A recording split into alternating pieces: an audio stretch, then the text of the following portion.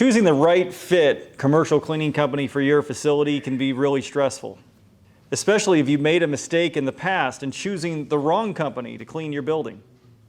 Today, we're going to talk about 8 easy tips for you to follow to find the perfect match.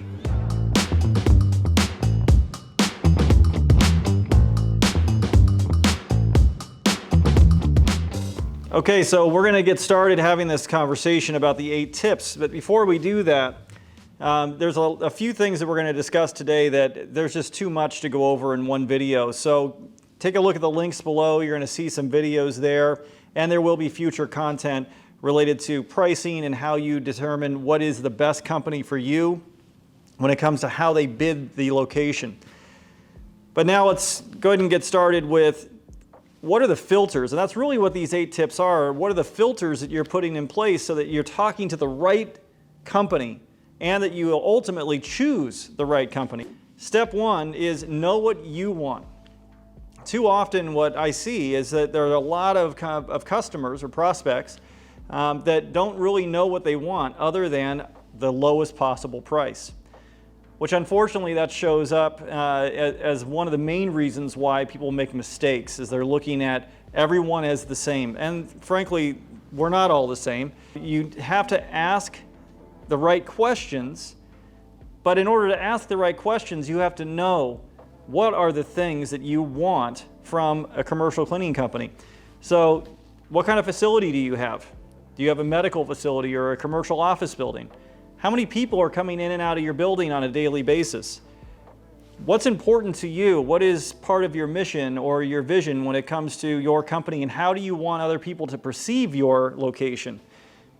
Do all of those things equate to best company with the highest possible price, or are you looking for somebody who's just going to come in and empty the trash cans? These are things that you need to know what you're looking for before you go out and not only waste your time, but potentially waste a lot of these contractors' times too. So the next tip, which is very important, is you need to ask the right questions. The things that you want to know is ask operational questions. Not do you clean X or do you clean Y, but how do you hire people? What is your training program for your cleaners? How do you go about quality assurance inspections? How do you verify that the cleaning of my facility is being conducted consistently? And how do you determine what quality cleaning is? If you're not asking these bigger questions, the fact is that they're all going to look the same. Everybody has similar marketing, and almost all of them know what their competitors are saying. But when you get a little deeper and ask those tougher questions, it's not going to take long for you to see who is who. Step 3. Hold a group briefing. Now, this is one of those things as a contractor I can tell you we all hate. We hate to be invited to a group briefing where you're going to walk through the building with multiple vendors. And the reason that we hate doing it is because we don't get one-on-one time. But the reason we recommend it is because you want to be able to have everyone in one place so that you can compare and contrast between each of these vendors. How did that person come to the meeting? Were they on time? Did they wear a uniform that's logoed? Or did they show up with flip-flops on and some cut-off shorts? Did they have any questions at all? Or did they have too many questions and it looked like they were trying to impress you in front of all of these other people? These group briefings will save you time, but they're also going to give you some great insight into who are the people that are in these meetings, and who is ultimately going to be your partner. Will be the person that is not someone who is most likable, but is most like you.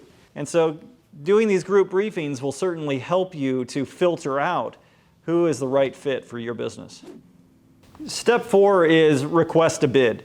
Almost all commercial cleaning companies are proposal making machines. And they do this where almost everything is templated. It's very simple for them to create a proposal for you.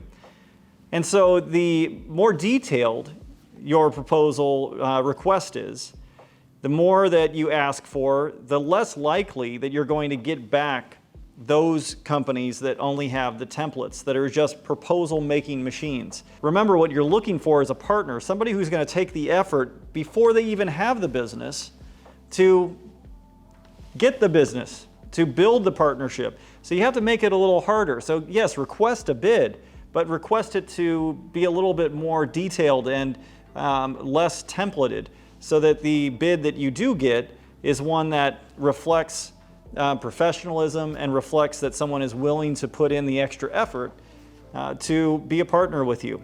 Again, the links below are going to talk more in detail about how do you dissect a bid and what are the things that you need to put into your RFP, your request for proposal, so that you're getting the right information and that you're filtering out those people who you really don't want to work with. So the next tip, I think a lot of people could say this is the most important one, is to understand the numbers. You've now gotten your bid and your proposal and you're looking through everything.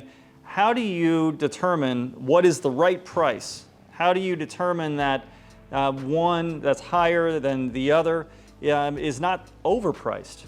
Again, there's too much to cover in this video, but I'll tell you that you get what you pay for is a saying that we've all heard. There is much truth about that, because in order for a commercial cleaning company to provide you with services that are sustainable, they need to have the profit to be able to pay for overhead expenses like ongoing training, quality assurance programs, and having systems that collect data so that they can make good decisions based on trending issues that are happening in your facility.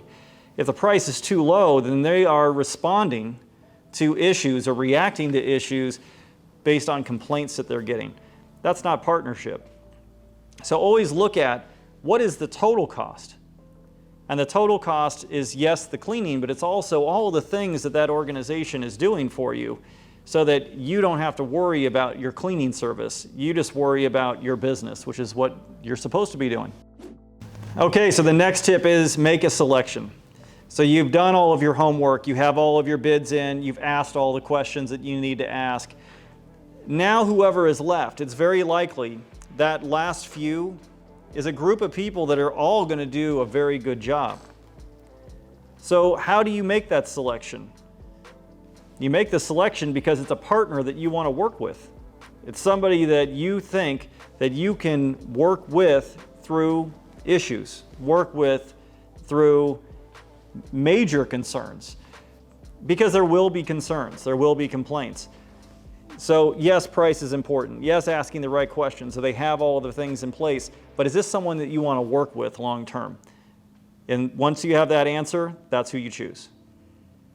So we're almost there. Step 7, hold everyone accountable. Do you have a single point of contact?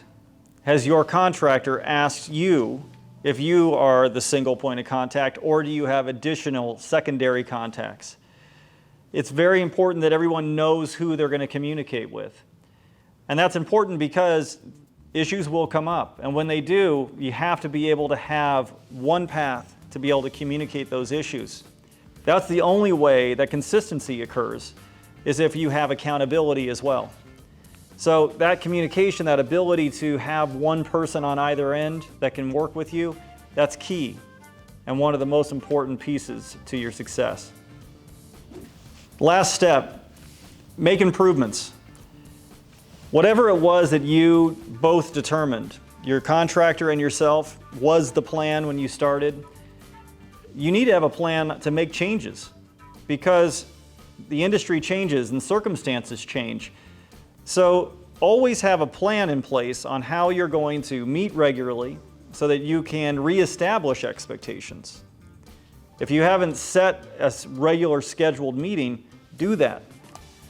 If your contractor has information that is important for you to view, complaints, issues, requests, and they have that recorded in some sort of technology, that's going to help you a lot to make really good decisions going forward.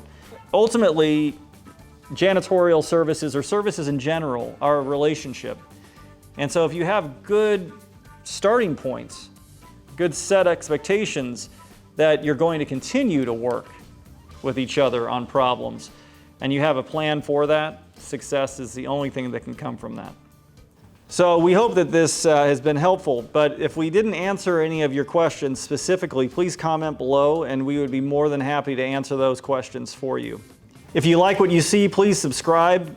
We regularly have content being added.